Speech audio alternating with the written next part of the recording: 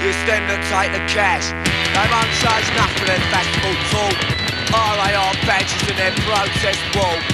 Thousands of white men standing in a park, objecting to racism, to can in the dark. Where are the angry young men and women of today who are saying, this is fucking wrong, fuck you, stand up and, you know, what happened to that voice? It's all sort of gone. Really stand. Good see we're all just niggas to the rulers of this land. Punk was once and also 2 years of crap. A way of saying no, we'd always said yep. The moment we saw our right to be free, they eventually divided life through credibility. The qualifying factors of politics and class left the macho street fighters with his cars. They said gonna race them and get on the street. It was just a form of fashion for the socialist elite.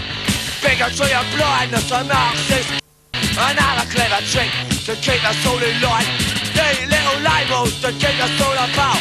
Keep us all divided when the troubles start. I think what Crass was trying to do, but it had to do it in an orderly way, was to say that it is possible. You know, it's possible to exist outside of the framework.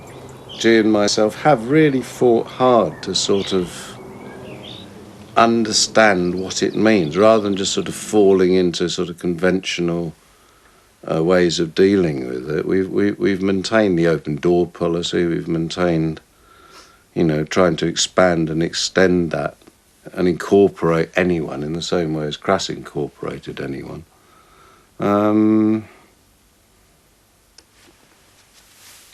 Against a society which actually has been increasingly closing its doors. You know, I think that, you know, from the 70s, which was really our sort of era in a way, you know, the sort of liberationist era, you know, the fights got harder and harder and harder. Not for me, matching flaws, sweeping up from not your fault. Not for me, till that rocks, just the point in any gas. People lost me, my side do. Say to them, I'm willing you. You and punch up, just like me, a written, just a society. Standing on a jump line, even I've got the shit, man, it's deep. Like a fly, silly rules, all they are singing fools. You give us good as money, now you stop to worry. Just a rest of you, trying to turn against your anyway. We all lived in the same house. You couldn't have Crass without what was happening in our personal lives. It was all interwoven, you can't separate them. So it never stopped. It wasn't like we went to the rehearsal studio and then played Crass. The rehearsal room was in our house, so it was like, right, okay, then what are we doing tomorrow, rehearsing? It never stopped. The phone was ringing, people were coming to visit all the time. You know, punks coming to camp in the garden and all this kind of, so you never got away from it. And the experience for me was just it never stopped, and it was a lifestyle. A good one. I wouldn't change, you know, I wouldn't change it.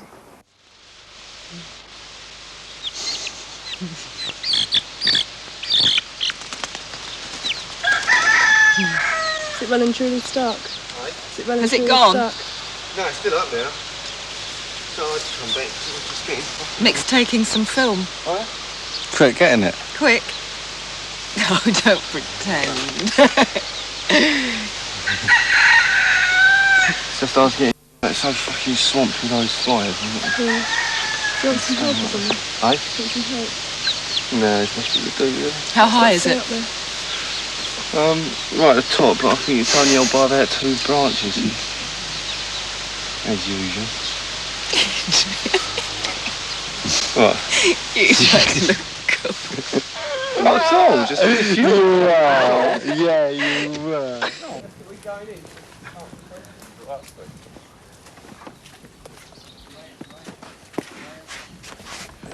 You coming in? That's one.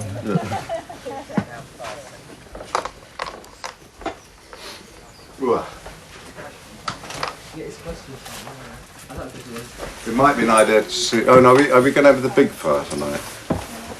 Weather permitting. Yeah, I think it's a thing to start. It's never big enough for it, kind of dry, is it? So did anyone come up with any sort of interesting, or anyone want to ask anything about the house or how it's run or what you've seen or not seen or anything? Or?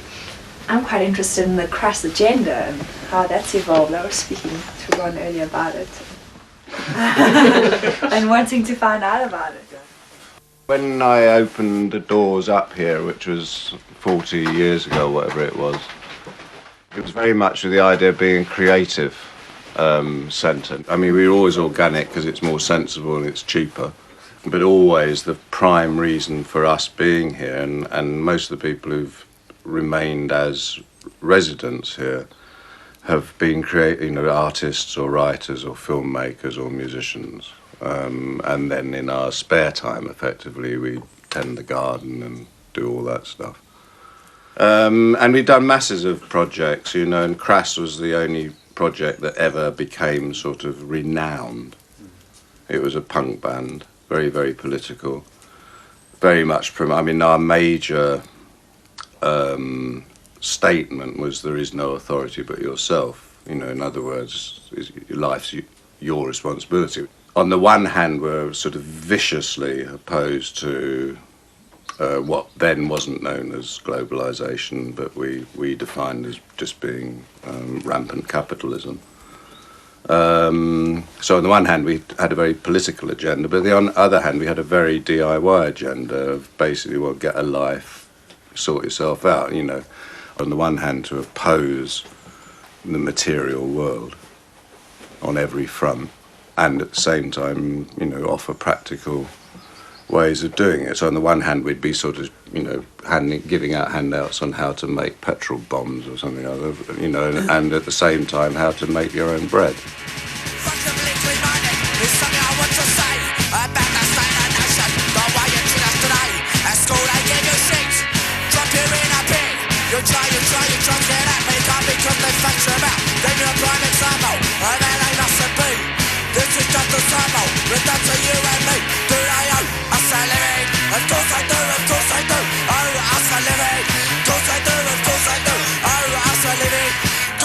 I know. I'm sure I don't take.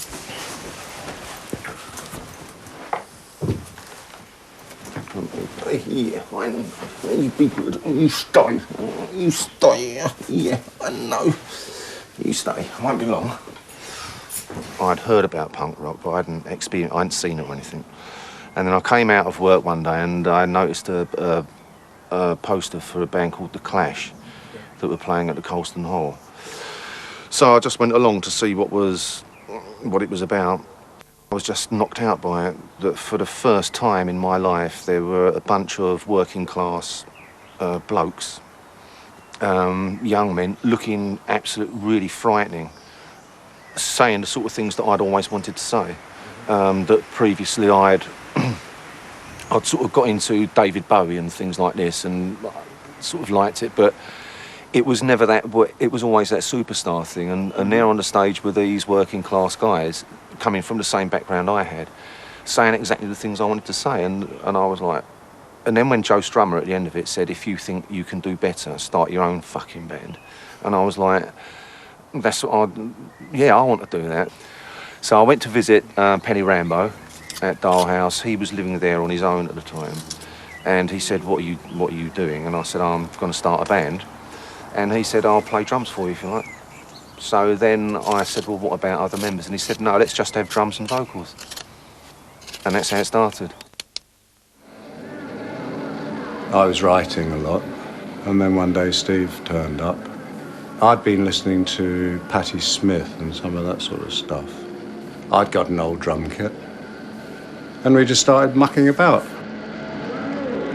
As we went on mucking about, other people would turn up and they wanted to muck about as well. And really, that's how it was.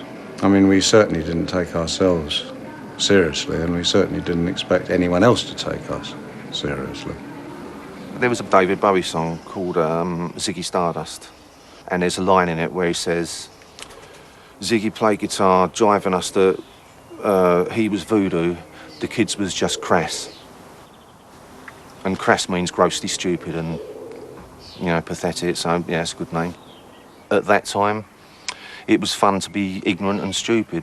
Oh, that's why I chose the name Ignorant for myself, because at that time I was really ignorant about politics. I didn't know what I wanted or what I wanted to do. And people had said to me before, you're an ignorant bastard, Steve Ignorant. Simple as that.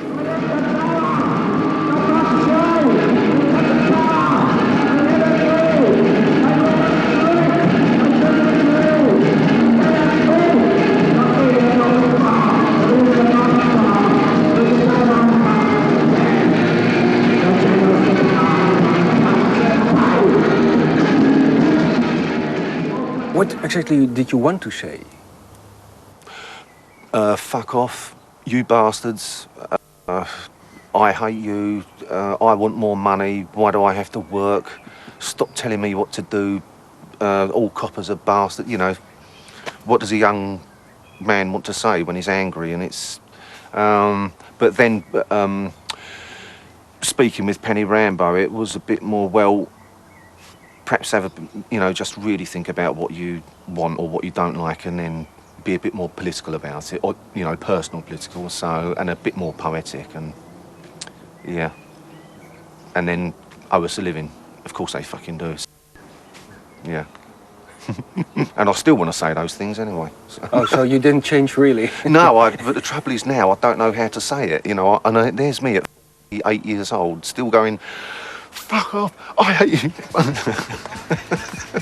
But it's not quite the same when you've got a ball in.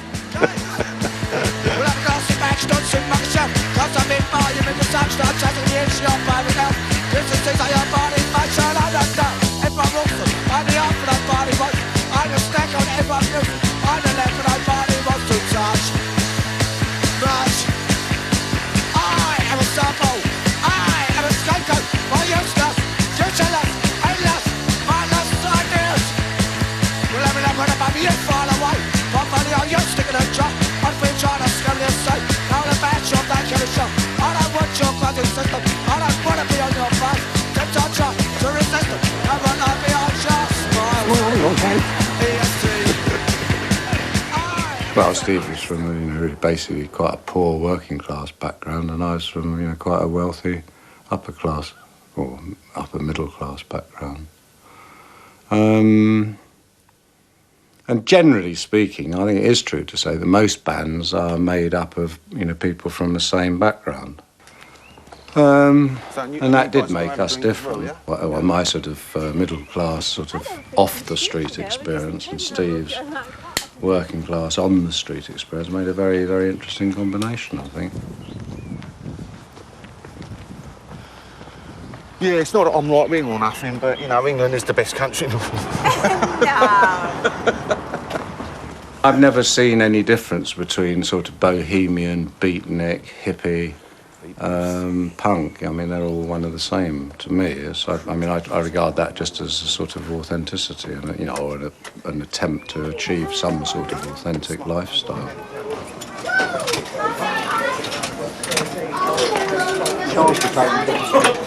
It's,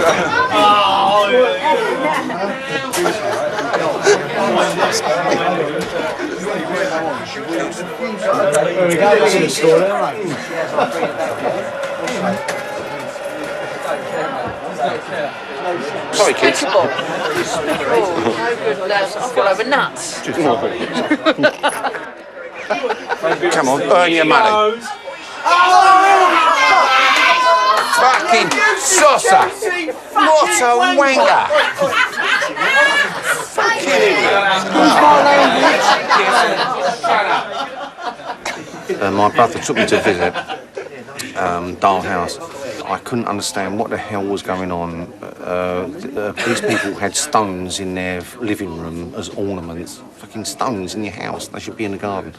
Using words that I'd never heard of before. But what I really liked about Penny Rambo and was that for the first time in my life they treat me as an equal. Because I just used to live with my parents in Dagenham, and whatever I said, because I was into poetry and yeah, sort of writing songs because I wanted to be David Bowie. But my mum and dad always sort of said, oh, you know, you'll never do it in, you know, the usual working class thing, you will end up in a factory. But when I first met Penny Rambo and G, I was, for the first time, listened to as a human being or as an adult, even though I was only 13 years old, and tried to talk out of my little arsehole about Walt Whitman or something, having a conversation with a bloke who was older than me, who'd been to college and sort of done things. I just thought that was fantastic. For the first time, someone was actually interested in my opinion, and I'd never read that before, and that's a pretty, you know, that's a pretty big thing. And so when it was Crass, it was the same thing. There wasn't. We were just friends, you know, and I'll always respect him for that. He's always respected that for me, you know. And we really did blow away that upper class, working class divide, and we were just two guys doing it.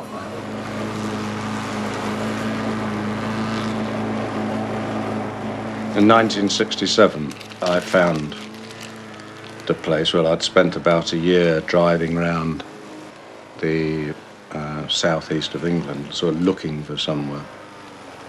In those days, people, you know, wouldn't have dreamt of moving into somewhere like this. Nowadays, they're very fashionable, very, very valuable.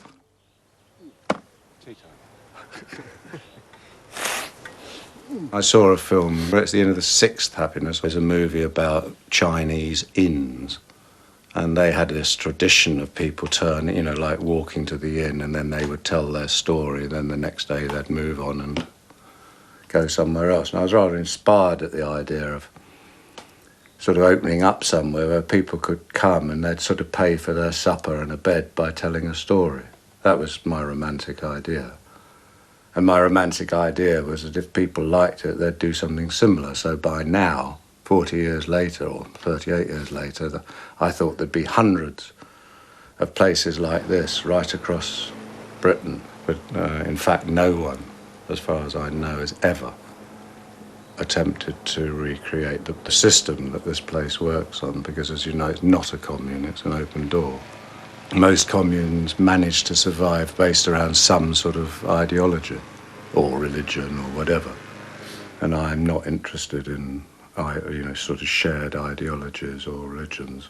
And the open door policy, which is the one we have operated on since then, allows people to come and it allows people to go, and it allows conflicts to develop and allows loves to develop, all sorts of things without any condition. It's a very unconditional state of affairs.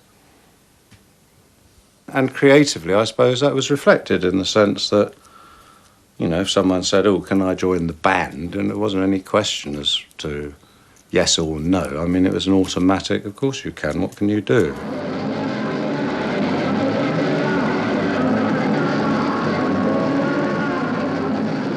And it didn't matter if they couldn't do anything at all, like Andy. I mean, he hadn't got a clue what to do with the guitar, but, you know, he got one and made a noise on it, so that's good enough.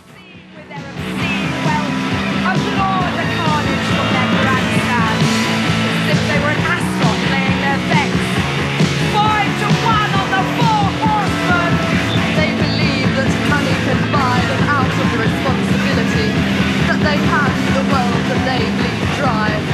They are the true pornographers, the real stylists in human perversion. I'm not a great stage person, so it suited me with Crass to, you know, do the artwork and film work and anything else I could, you know, write songs. And the artwork was really the covers. Yeah, I mean, it was really the involvement with the whole aesthetic of presentation, really. Because I think it's really, really important. It's another language. I mean, and we were all very interested in not only the words, not only the sound, but the presentation and how we could try something very new and try to cut through and find a new language, really. It seems to have been very positive for a lot of people on different levels. I mean, hopefully it didn't... Well, I know it didn't come over as dictatorial at all in what we were trying to say. I think obviously came over very angry.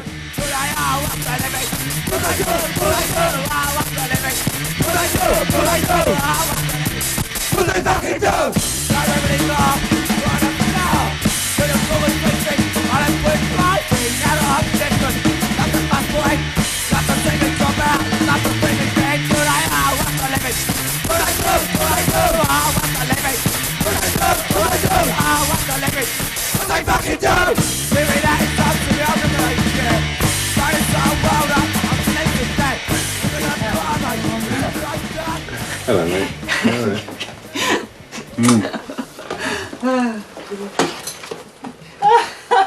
Good Lord! Quick, get out of here. You're on.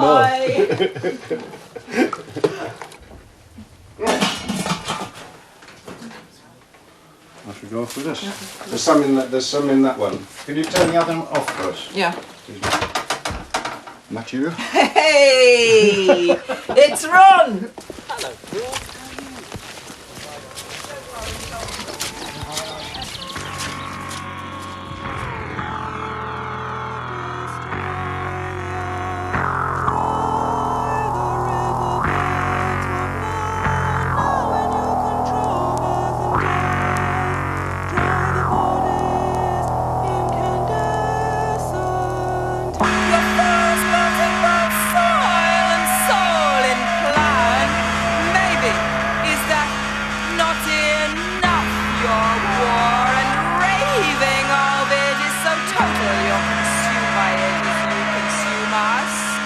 Would you see the fire from your sanctuary of death? What terrible pain you need to hide.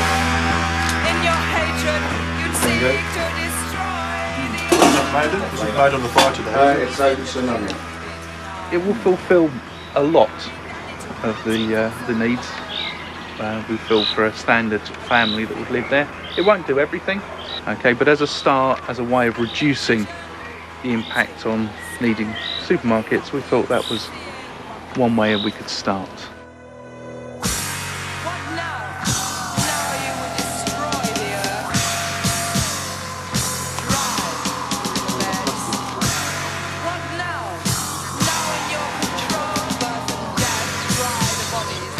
What we're doing this weekend, we're running a basic introduction to permaculture weekend.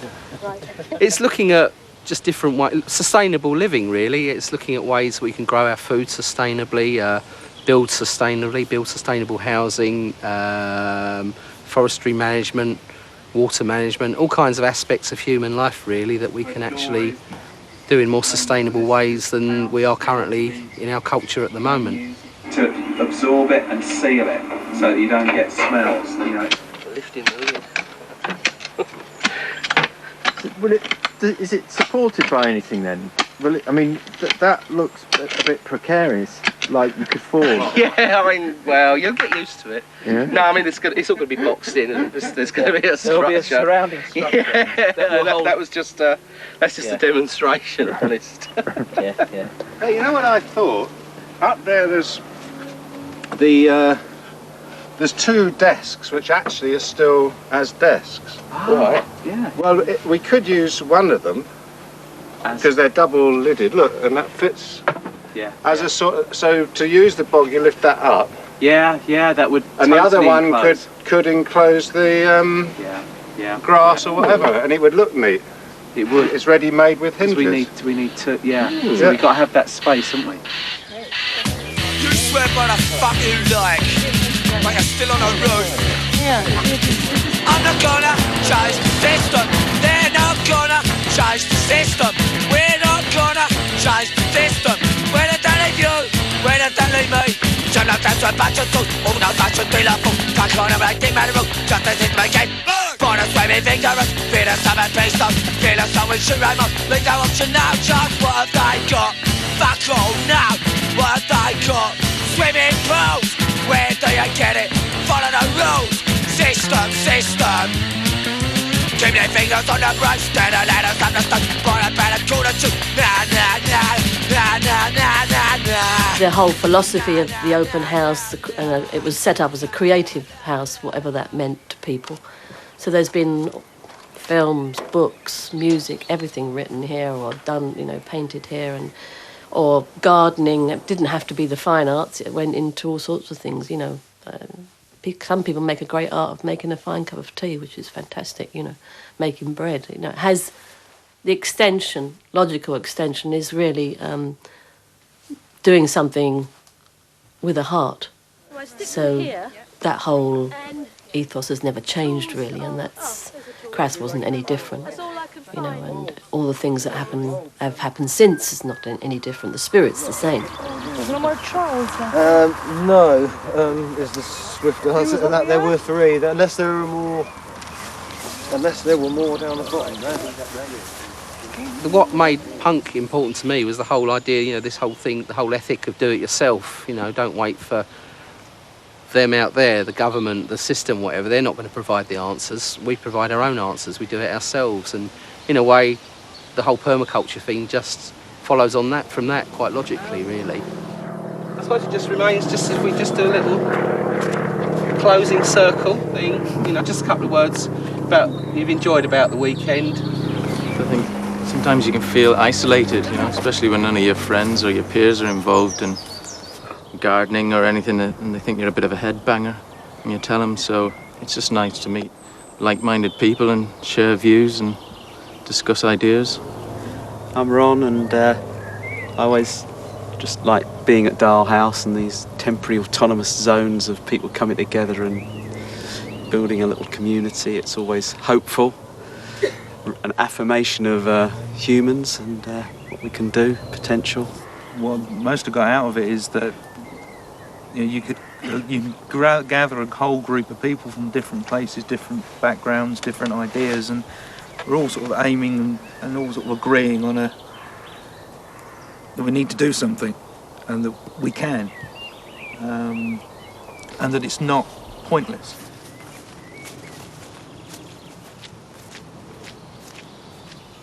One of the greatest battles I've ever fought is just to remain in this place, you know, which is rightfully mine. You know, because commodity culture wanted it, because it's worth a lot of money. Doesn't matter whether it's sort of, you know, the burial ground and the creation ground of soul, you know, they want it.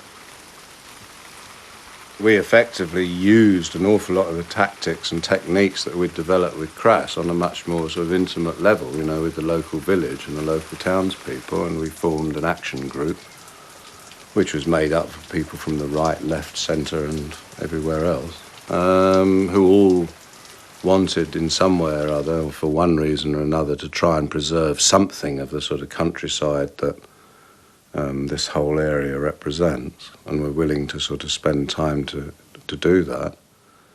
And we first of all beat off BT, who, you know, is a massive corporation, which was a huge success, and they wanted to turn this just into one huge sort of luxury housing estate for the wealthy, with sort of big hotels and golf courses and shit knows what else.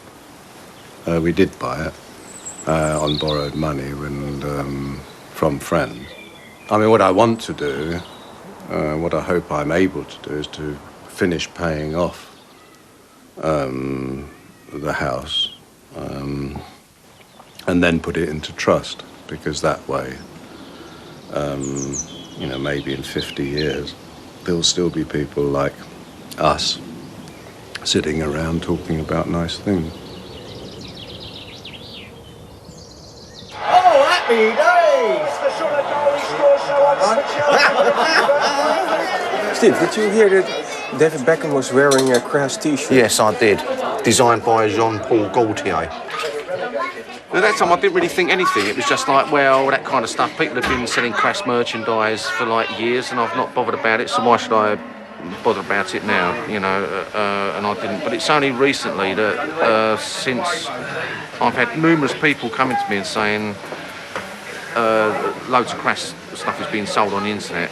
There's a bloody clock with a Crass symbol on it that you can buy, you know, obviously t-shirts, little coasters, tea towels and shit like this, and all of that money is going somewhere, and I don't know where the fucking hell it's going. So I just want to try and stop that. You know, this is the year 2006 now. It's not 1981 or whatever. The world has changed, and it's. So what do you mean by that? That it's not in the late 70s and the early 80s. It was possible to live on a dole, and it was possible to not have a job, or you could live without money. Now you can't. It's really fucking difficult. You've got to have money. You've got to.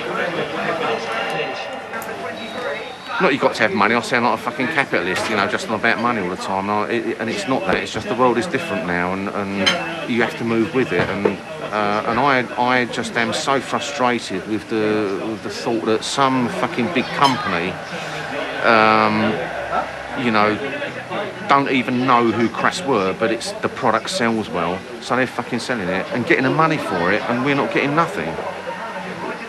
Fuck it. Bollocks, that's got to stop. That's just crap.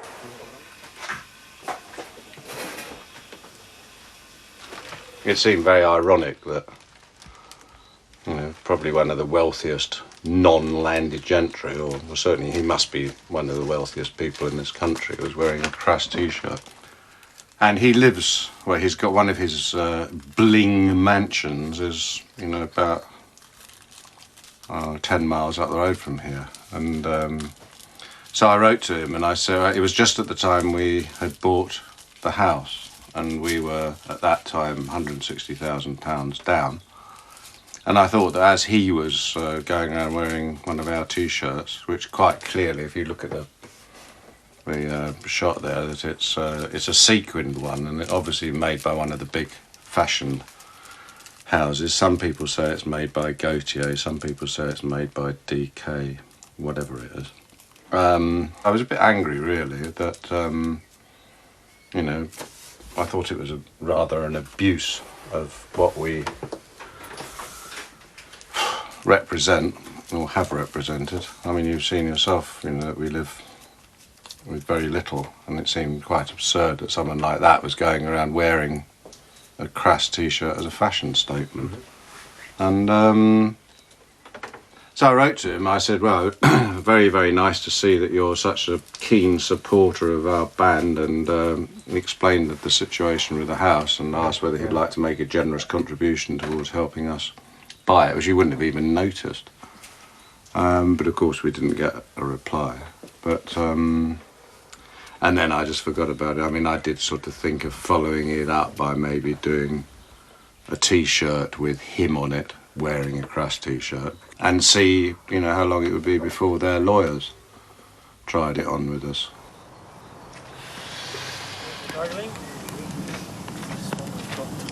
There are flames anyway, so it's looking better. Why do you think Crass was successful at the time? Because we meant what we were saying. You know, we lived that truth. You know, we didn't make anything. Well, I mean, we had lots of money at lots of the time, but that all went into other projects. I've seen people do that, like, yeah. I think, oh, well, you The fact that Crass earned money made no difference at all to this place. We still had no money, and we still have no money, because any money we do have just goes straight into some sort of creative or social project. We financed an anarchist centre in London. That's the most obvious thing we did, but and probably one of the most costly things we did. But we never, every gig that we did, any money that we made went to some local organisation, you know, Rape Crisis Centre, or maybe some kid wanted to make a fanzine, or some band needed a speaker, or the youth club needed a table or a ping pong table or something. But we never ever, we took what we needed, which was enough to pay the petrol, have some food. We never stayed in hotels or anything like that. We just asked people whether they got somewhere we could stay. And we always used to come back devastatingly broke, although a lot of money had been made. Jimmy Percy from Sham 69 was working with Polydor, and it was a thing he was going to do called Percy's Package. So we'd already decided, fuck you, we're doing all right on our own, yeah, Crass Records, we're doing fine, thanks. Let's go and see what they've got to offer. So we go in there, and of course it's the guy shows us in, and there's the guy behind his desk with a big bowl of flowers and all the drinks, da-da-da. I was like, yeah, don't worry. And this drink arrives from this guy, I'm like, ooh. Then he goes, now, I can market your revolution. I can get you into property. You'll have so much money. And I was like, oh, sounds fantastic. Nah, fuck it. So what did you say to him? Thanks, but no thanks. We were polite. So, yeah, just weren't interested. How could you do it? How could we do it? And to this day, do you know what I mean? I still can't do things where I feel like I might be not selling out, but where my conscience pricks me, and it's a pretty good thing to have, because it means, well, hopefully I'll never sell out if that still is relevant. Yes, that's right. Hard case, that is just another trade for that for the country mistake. Bubblegum rock and plastic chases. School bus edition, but my bits on the manners. Three for yes, brown man, the clash. And the revolution is just a cash. Can become a fashion like it used to be. I can't everything you do is wrong, me. Mimics seduce, starts kill. Mimics express the public will. I become a mimic because you feel lost. They just sold out, now we all got a cost. Punk loss is a monostation, no pop. Steve Jones started doing real work. It's revolution and a kid change. Stuck from the system and give me snipe. Well, I'm tired of staring through shit like that. Tired of staring at my superstar now. I'm going off, scrap around the night. I'm just waiting for 50 minutes back. See no chance, you're not part.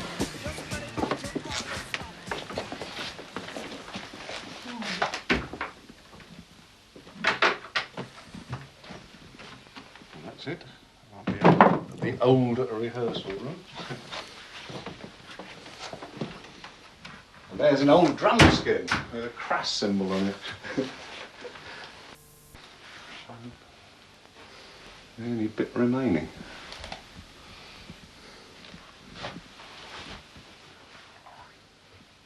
But it's been lots of things since then. It used to be completely lined with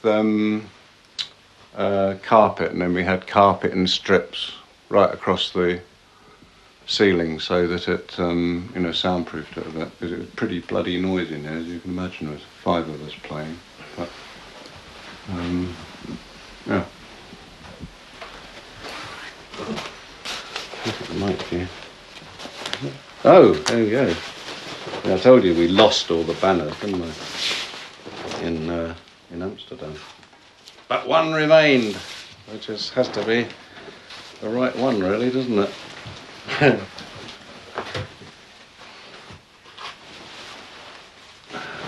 yeah, there you go.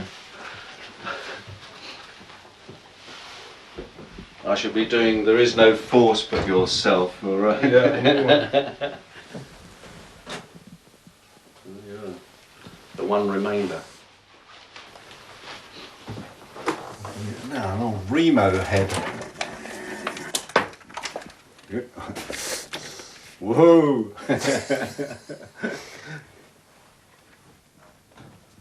Who invented the cross symbol? Really? There's a guy called Dave King who was an art student, friend, who lived here.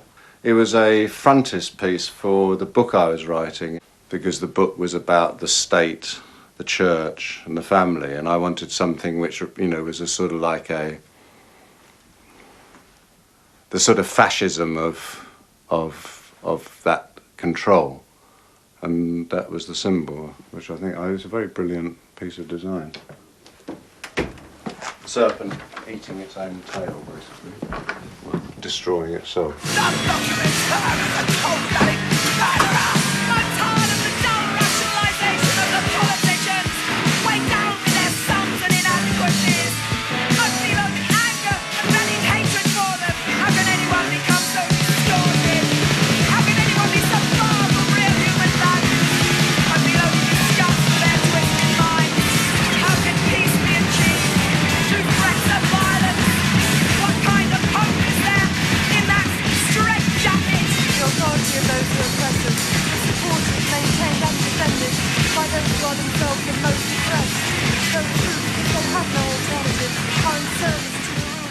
How exactly was Crass socially and politically active? How direct? Well, obviously, as an information service, we were very powerful. I mean, it was pre-internet, pre-computers, really. So we didn't have that sort of outlet. But I mean, the network we had was absolutely massive. Our own involvements were, well, varied from sort of soft edge stuff like graffiti campaigns, which were very, very carefully done, militaristically done, graffitiing the central part of the underground network in London. So it varied from that to sort of more, direct actions of sort of super gluing or paint bombing, that sort of stuff. I mean, we never got into any sort of arson. Stop the City events of the early 80s, I suppose, were the most extreme manifestation of that, in the sense that they were a sort of mixture of part festival, part riot. Well, the idea was to close down the city, and I can't remember. There's 2 days in the year when certain figures are shifted in the city from one institution to another. It's when they, decide on the currency, all that sort of shit. Anyway, basically speaking, if you put the city out of operation on those days, then you're really fucking up their entire modus operandi, like the banks and shipping agencies and that sort of stuff. From sort of smoke bombs in the underground, which completely has to stop the undergrounds, to, banks were having their windows smashed in, streets were blocked, phones were blocked. I mean, the place became inoperable for a day. I believe, that it set a pattern. I mean, certainly Reclaim the Streets came out of the Stop the City movement, and inevitably I think that, and the Stop the City thing actually did spread right across the globe, and I don't think that Seattle would have happened in the same way if it hadn't been for that. I mean, France has a tradition of sort of street activity which Britain certainly never had, and it was a very big turning point. How does it feel? How does it feel to be the mother of 1,000 dead? Your voice breaks now, cold crash from us. How does it feel to be the mother of 1,000 dead? Lost now, and you're talking to my God. Your language says gutted, these bodies of life. Your deceitful dignity was worth the sacrifice. Your unlike persuading people to accept the most people up. Your filthy pride clings to and the death should have hanged. You smile in the face and think what you're so proud of made. Your inhumanity stops you from realising the pain that you're inflicting. You return and you're creating your own. It was all this and you turn the conversation. We released a record called How Does It Feel to Be the Mother of 1,000 Dead? And writing for one of the daily newspapers here was a guy who did the music bit in it, or the pop bit, fucking prick. And his brother was a Conservative politician in Enfield. So he says to his brother, look, what this band called Crass have done, they've written about how does it feel to be the mother, so the politician gets the arsehole, says how outrageous the record is and it's disgusting. Then we found, of course, then there was a circular, a memo passed around the House of Parliament in the Tory party saying on no account must any member of the Conservative Party have anything whatsoever to do with a band known as the name of Crass. The opposition Labour government heard about it. We then started receiving letters of support from the Labour MPs, and then a Labour MP actually mentioned it in the House of Commons at Prime Minister's question time. Has the Prime Minister listened to the latest record? How does it feel to be the mother of 1,000 dead? Thatcher needed something to boost her public faith. She was failing miserably on her agenda, on her internal agenda, and needed something to boost her popularity. I mean, it was very jingoistic, and she did do. How the fucking hell did, Bush manage to, gain credibility through going into Iraq? But he has done, despite the fact that and how has Blair remained in power after supporting the invasion of Iraq? But they do because people are essentially jingoistic. Look at a football match. You'll see one tonight and see how jingoistic. I mean, it doesn't matter whether it's guns or footballs, When the men are out, they're out, aren't they? It's very difficult, for a country in a state of war to actually dare to say, I object, because, we were accused of being traitors, both in the national media and by people down in pubs and that sort of shit.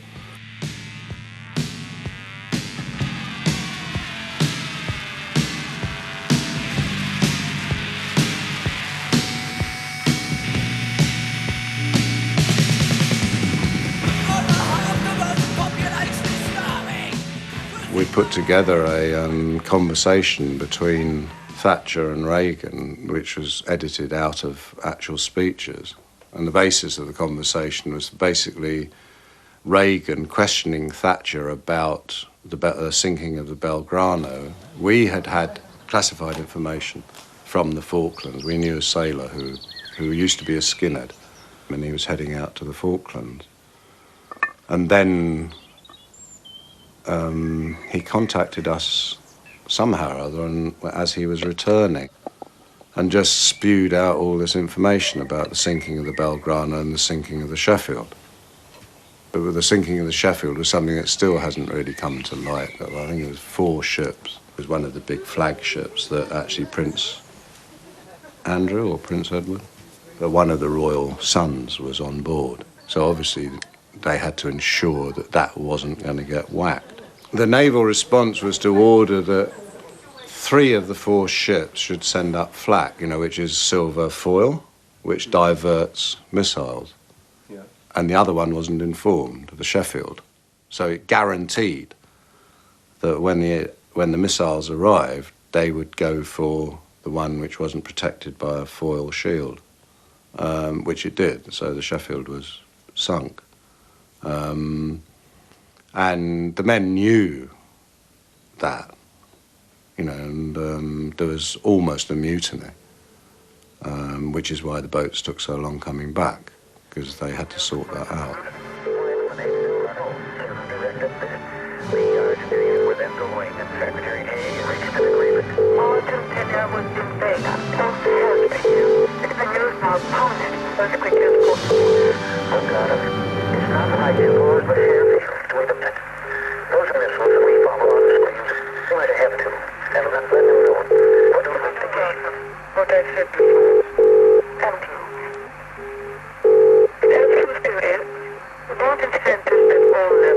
Pete took the tapes out to mainland Europe, sent it to all the major newspapers in mainland Europe, and then that night we heard nothing, and then the next thing we heard was a report in some American, I think it was a San Francisco paper, about KGB tapes, Pentagon exposing KGB tapes, and we recognised them as being our tape.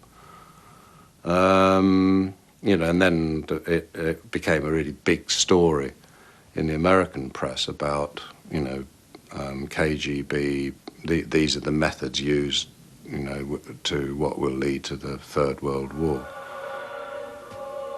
And anyway, this guy rang up, this reporter, and said, do you know anything about these tapes? And I picked up the phone and I said, no, I don't know what you're talking about. He said, well, I think you do, and I want to come out and talk to you about it. So I said, well, look, if we were to admit it, would you be prepared to print all the information that's given on the tapes about the Sheffield and the Belgrano? And he said, yes, I could do that. And they did do it, so we managed to get, this sort of really, top secret classified information about the Belgrano and the Sheffield into the national, the good quality press. It had no effect at all whatsoever. It set this sort of huge interest in us all of a sudden, and and at that point the KGB actually did get in touch with us under the guise of being a literary magazine, and invited us up to their offices in West London, which was obviously a complete sham, and it quite obviously was KGB, and basically they were seeing whether we were worth recruiting. And from that point on, it just became fucking stupid, because we were no longer commentators and activists. We'd become sort of experts or something or other. Certainly, we became desirables to the secret services and that sort of rubbish. And it started feeling really dangerous, to be honest. Ask no questions, hear no lies, and you'll be living in the comfort of a false paradise. I've got a bachelor of surgery, so next for you. You're already dead, you're already dead. A right to stop motion, I shut up. You're already dead, you're already dead. I'll run to the edge of the distrust, me to that price. I make the connection, stumble in the system.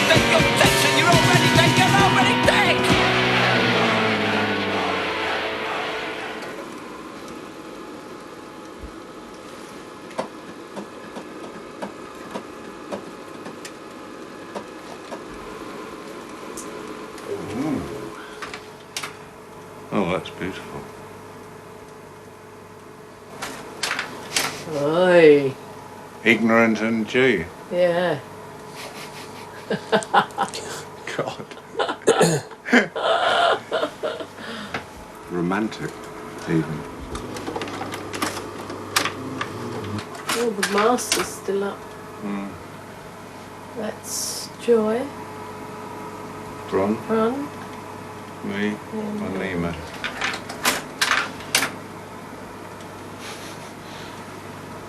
That doesn't seem so long ago, that. Strange, isn't it?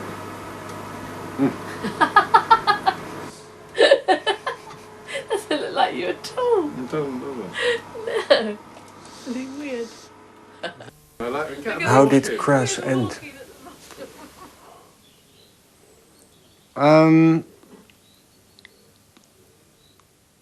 I think there was a schism developing. Well, I don't think, I know there was. We did a tour in 83, I think it was, and I wrote a article questioning the honesty of pacifism, in the sense that it's very easy to preach it, but can you follow it through? But anyway, that was, you know, it was becoming obvious by then that, you know, there was a very distinct separation going on. And it wasn't just sort of the pacifist activist thing, it was the security, not security thing, or the sort of spiritual materialist thing, all sorts of different things, you know, there were schisms appearing. And so there's that. I mean, that's a simple thing, but it's quite an important thing, because some of the people were obviously sort of, well, they were sort of looking at it as a livelihood. Well, I don't get that. I don't understand livelihood. You know, I understand life, but I don't understand livelihood. You know, I think it's a sort of absurdity. We're not prostitutes. I'm not a prostitute. You know, when we stopped, we knew we were going to stop then anyway. We'd always said 1984, so when Andy left, I think 83 or beginning of 84, we knew that was a natural ending anyway, so there was no way we would replace him. He just wanted to get back to what he really wanted to do, was painting and stuff. And I think he was worn. I think everybody was worn out, quite honestly. You know, and also, you know, the whole way we'd been put on a pedestal, you know, and the way people waiting for Crass to, what should we do next, you know, and that wasn't what we were there for. You know, it was to empower people, not to empower people to say, well, what do we do now? You know, where do we go next? You know, that wasn't our role, you know. In the very beginning, 1984 was the cut-off time anyway. If we couldn't say what we wanted to say in that time, then there was no point in going on. So then it would be an institution. Yeah, exactly, and that's what it was becoming, and we weren't interested in it. You know, 7 years away from your own being is a long time. And is that what it felt like? Yeah, yeah. I mean, we were living a theatre, you know, for day and night.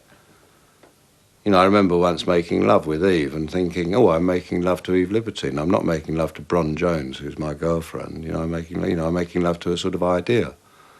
You know, that sort of thing. And you sort of realise that actually, in 7 years, you can become quite an idea of yourself and not yourself, because you've forgotten who yourself was, because every day, every fucking moment, you know, it's either in the studio, writing a song, doing an interview, being this, being that. You know, you didn't have time to know who you were. And that's why it was so painful for us when the band stopped, because suddenly, you know, you'd be sitting at breakfast and there'd be someone sitting the other and you'd think, well, who the fuck are you? Because we hadn't got the common connection anymore. I am alone. I don't know about you. And I am the moment. And I am the grace.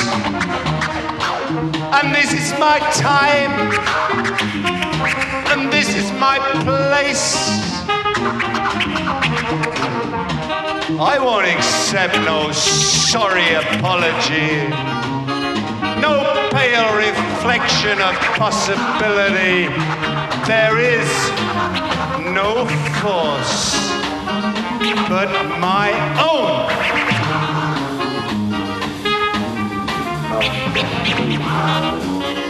In a way, when we were writing stuff, or when I was writing stuff for Crass, you know, I was defining, you know, a way of living, you know, especially there is no authority but yourself. You know, which basically, I suppose because G and myself have stayed here, we've had to try and live up to that. You know, all the time we're being, like you've come here because of that. You know, basically to see if we were doing it. You know, well, that's true, isn't it, in a way? You know, to what extent did that dream work? Yes. And I mean, that's a question we both ask ourselves all the time. You know, to what extent does the dream work? You know, how could we make it work better?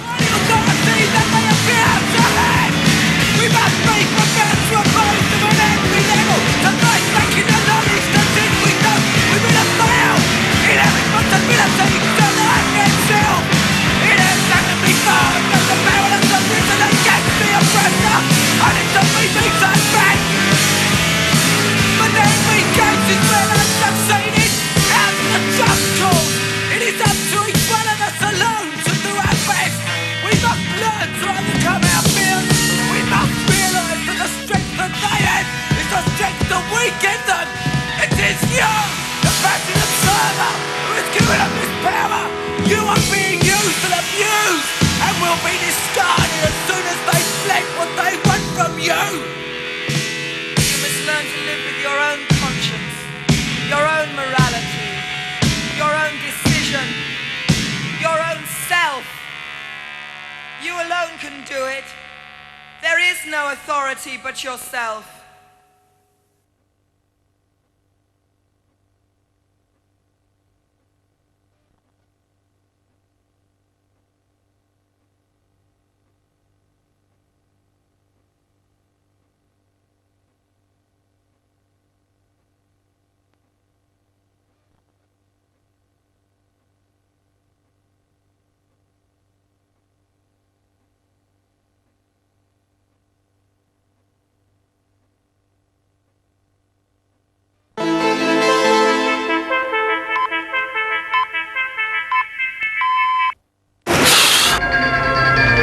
Ja, het is heel bijzonder. Ik